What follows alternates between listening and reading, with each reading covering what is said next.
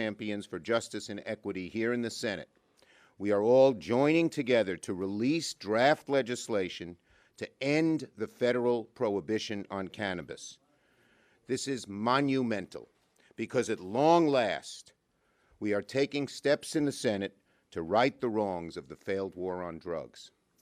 I was the first Democratic leader to come out for the legalization of marijuana, and I will use my clout as Majority Leader to make this a priority in the Senate.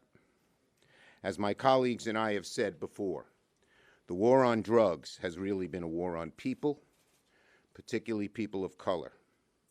The Cannabis Administration and Opportunity Act would help put an end to the unfair targeting and treatment of communities of color by removing cannabis from the federal list of controlled substances. This is an idea, it's not just an idea whose time has come, it's long overdue. We have all seen the agony of a young person arrested with a small amount of marijuana in his or her pocket. And because of the historical overcriminalization of marijuana, they have a very severe criminal record they have to live with their whole lives. Tougher to get a job, tougher to get credit, tougher to live a normal life. The waste of human resources because of the historic overcriminalization has been one of the great historical wrongs for the last decades. And we are going to change it. We are going to fight hard to change it. And America is on our side. 70% of Americans now support legalizing adult use of marijuana. In the 2020 election, it was put on the ballot by petition in South Dakota, and even South Dakota, one of the most conservative states in America, a majority voted to legalize adult recreational use of marijuana. If South Dakota can do it, the Senate should be able to do it. And we're going to fight to make sure it happens. My thinking, of course, like so many others, has evolved on the issue. When the laboratory of states, led by Senator Wyden's state in Colorado, legalized, the opponents had listed this parade of horribles. Drug use will go up, crime will go up. Well, that didn't happen. None of those parade of horribles ever occurred. And now, for justice and for freedom, it makes eminent sense to legalize marijuana. A number of states, including my own of New York, just legalized recently. The doom and gloom predictions haven't materialized in any of these states. And as more and more states legalize marijuana, it's time for our federal cannabis law to catch up. We also very much believe in the expungement of records. Because of the historical overcriminalization, people shouldn't have to live, if they had a small amount of marijuana in their possession, people shouldn't have to live with a criminal record the rest of their lives. Expunge those records. Let these people become productive citizens without that criminal record, severe criminal record, hanging over their head. We also want to make sure that there's a fair administration and that smaller businesses and communities of color are not left out as marijuana is legalized and sold across the country. So this is a bill we've consulted the experts, we've consulted many of our colleagues, and the next step for this critical legislation is getting further input from stakeholder groups, which is essential to the legislation's success. It's time for the country to engage in this discussion and update our federal laws, not only to reflect popular wisdom, but science. I yield to Senator Wyden. Thank you, Majority Leader Schumer, and I'm going to be brief. This is cannabis common sense, and I'm very pleased to be here with the Majority Leader, my friend Senator Booker, who has done so much work on this issue, and I'm here because the current cannabis prohibition, a pillar in the failed war on drugs, has been devastating to millions of Americans who seek only common sense and fairness from their government. For example, it defies common sense that small businesses now living in areas where cannabis is legal cannot deduct their business expenses or access the banking system. A few days ago, I saw exactly what cannabis common sense is when I visited a dispensary in Astoria, Oregon. The employees came up to me when I was there and they said, "Ron, thanks for what you're doing to legalize cannabis back there in DC. Right now," said the employees, "we're getting great pay and great benefits, and they want that to be made more available." Now, during the year when most businesses were struggling to keep their doors open, the COVID period, the cannabis industry added hundreds of jobs. And as I mentioned, they were good paying jobs with health care and other benefits. And what we're going to do is make small businesses and minority entrepreneurs a fixture at the table, a place where they have always been sidelined and shut out. For example, our proposal is going to give them an opportunity to get ahead through the small business grant programs, and we want to make sure that they get a fair shake in taxation, which is why they are going to pay half the rate of the big businesses. This moment has culminated for years with red and blue states alike taking action. And I'm very thrilled that the Majority Leader and Senator Booker have incorporated many of the provisions that were in my S-420 bill that I introduced a number of years ago. This is cannabis reform done right, a good dose of common sense and fairness that is long overdue in America. And with the leader's indulgence, can we just go to Senator Booker? No. I introduce Cory Booker. I've never been fought over like that before. This is a historic day. This is a historic day. The United States of America has never seen a day like this before. The first time, Senator Schumer said it was the first time a Democratic leader. No, this is the first time in American history the Majority Leader of the United States Senate is leading the call to end prohibition of marijuana. And joining him is the chairperson of arguably one of, if not the most powerful committees in the United States Senate. This is a historic day that these two leaders are going to put their will and their work and all of their heart behind this justice bill. It has been a long journey to this moment. In my very first months in the Senate, in the basement, I had a press conference with families of children who had something called Gervais syndrome, which is seizures.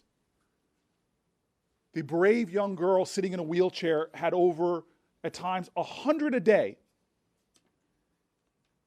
And her mother was what you call a marijuana refugee because it was illegal in her state, so she moved to a state where marijuana had been legalized at the state level, but she talked about the fact that she was still violating federal law and that she could be prosecuted, that the person that was providing it could be prosecuted, that universities couldn't study marijuana to get the dosage right for her child. During that press conference, her child fell into a seizure. To this day, it's still one of the most moving moments of my Senate career. That we have criminalized Americans, and now some people, for trying to help their child, and now some people are probably wondering, well, oh, people aren't getting arrested anymore for possession of marijuana. Well, I'll tell you right now, I saw it when Jeff Sessions became the Attorney General and said he would restart prosecutions. I see it now in the facts all around our country. In 2019, there were more marijuana arrests than all other violent crime arrests combined. And the majority of those were for simple possession. This is a grievous reality. Lives are being destroyed every single day. And the hypocrisy of this is that right here in the Capitol, now people running for Congress, people running for Senate, people running for President of the United States readily admit that they've used marijuana. But we have children in this country, people all over this nation, our veterans, black and brown people, low-income people, now bearing the stain of having a criminal conviction for doing things that half of the last 4 presidents admitted to doing. We are in the midst of a grievous moment of injustice, and it is deep at the core of who we say we are, equal justice under law. And so we have waited too long. We've seen the disaster of prohibition once before in this nation. This is hurting every American, and I end with this fact. Law enforcement resources all over this country are desperately needed to solve crimes that are hurting other Americans, theft and larceny and assault, sexual assault, and other violence. But yet, instead, we have our precious resources being used to lock up majority black and brown people for doing things that presidents and congresspeople and senators have done. This bill is urgent. This bill is long past due. And I am proud that today we are making history by having the 2 champions on either side of me leading this fight to finally end the war on drugs, which, as Senator Schumer said, has been a war on people, to end prohibition once and for all for marijuana. Thank you. Thank you. We're going to take questions on this subject only. Go ahead, the bonus. This issue has broad support in your caucus. It has significant fiscal implications. Why not include it in the $3.5 trillion reconciliation bill that you expect to pass in the next couple months? Because this is going to be a process. This is a draft bill. We intend to show it to all of the stakeholders. We don't have the votes necessary at this point, but we have a large majority of our caucus for it. We're going to show it to the others and say, well, what don't you like? What do you like? And we'll see if we can get the support. But we're going to put our muscle behind it, our effort behind it, and we are going to get this done ASAP. Yes, so there's a lot of skepticism on Wall Street and from the sort of the business analysts who are looking at this, that you'll ever be able to get 10 Republicans for something this sweeping. That maybe you could do something smaller, like a banking bill, like something that's a little bit more. A banking bill deals with a small part of this, but not what needs to be done. We need a broad, comprehensive bill. Can I just say something on that? Go ahead. I'm telling you right now, if somebody tries in the Senate to do just a banking bill, they're going to make all the wealth and the money that is going after this already is a multi-billion-dollar industry. But what could become an even bigger industry, to just do it so some people can get rich and not do something about the people who are languishing with criminal convictions, not do something on restorative justice, not do something to make sure that the business opportunities that are created are fairly given a fair playing field, where right now in many states, someone who has a criminal conviction for selling marijuana can't get a license now. I don't know about other members of the Senate, but I will lay myself down to do everything I can to stop an easy banking bill that's going to allow all these corporations to make a lot more money off of this, as opposed to focusing on the restorative justice aspects. Let me just make sure we understand about the revenue. The revenue generated through legalizing cannabis will go directly to support restoration of the lives of those most harmed by the war on drugs, as well as public health and safety. What we're talking about, of course, this week, things like clean energy, for example, and other priorities, we're going to focus on making sure that the super wealthy and millionaires pay their fair share as part of covering those priorities.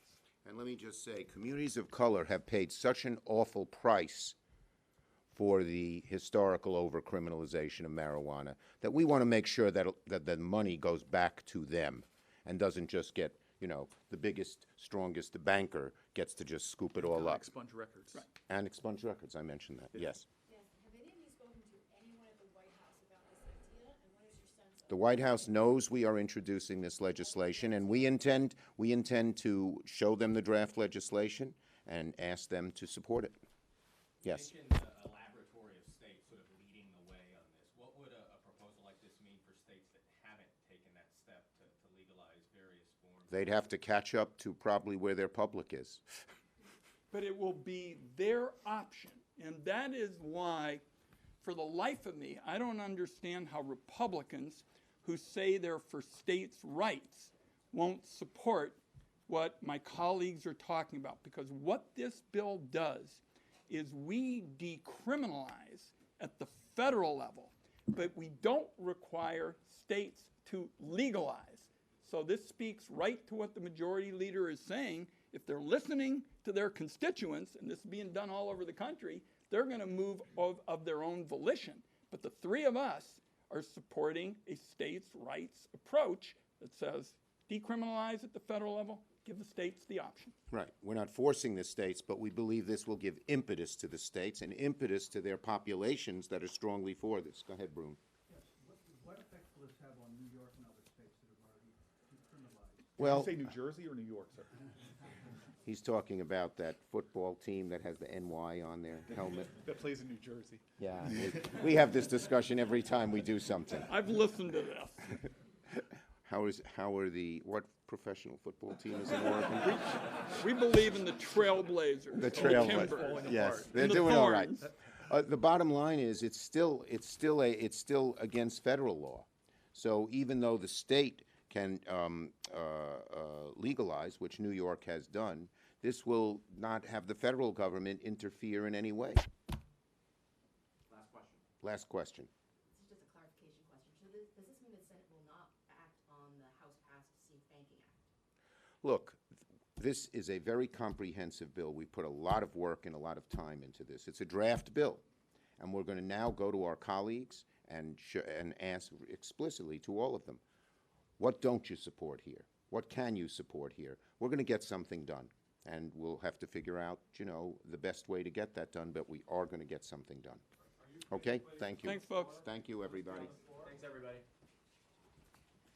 Sarah Wyden, the proper comeback when they give you stuff about the NFL teams is you point out that they all wear Nike shoes. And